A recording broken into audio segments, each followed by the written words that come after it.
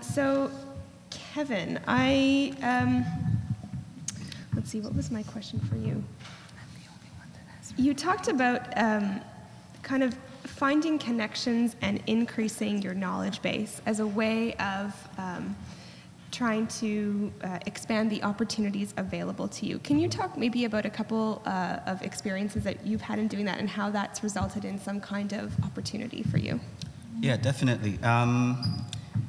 In preparing for this, I remember teaching a community dance group in Scarborough for kids when I was 17. And I did that for a very, very long time. And I also got paid, which was a good thing. But in revisiting that now, as I'm older and wiser in the arts world, I actually facilitate them in getting artists or dancers or teachers into their particular program. And this is one of the ways of increasing the knowledge base.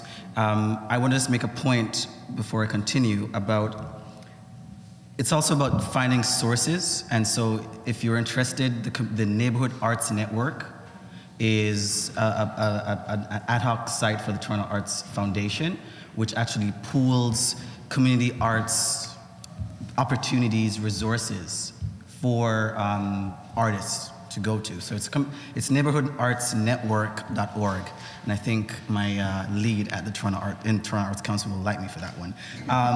But it's also look at the community arts program online, and it's seeking grants, and they're on many levels available to you if you can create that partnership with someone in the community. The same knowledge base in terms of increasing it is about how you teach, how you approach teaching. And so if you are going to teach on a community level, then go on I don't know, the Toronto District School Board site and see what's available for how teachers, the resources that are available for teachers to teach. I'm really big on the diversity and the connections, because my outlook, like Lucy, is to get out of the comfort zone, is to make someone else have a different but unique experience. And it's also then you're increasing your knowledge base of what you do, how you approach your art form from that experience. I think all arts is connected. Because if I say to a dancer, it's about negotiating the negative space, they go, huh? And I go, art. You see an image because of how it relates to the negative space, which is the space around it. If you're a painter, you'd be like, ah, yes, you'd get it. For theater, it's about the expressiveness of the body.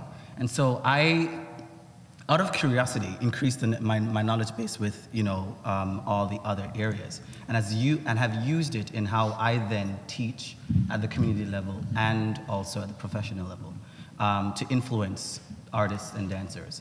There are many resources available. I'm also on the board for Prologue for the Performing Arts, which they do workshops in schools and for companies and for independent artists.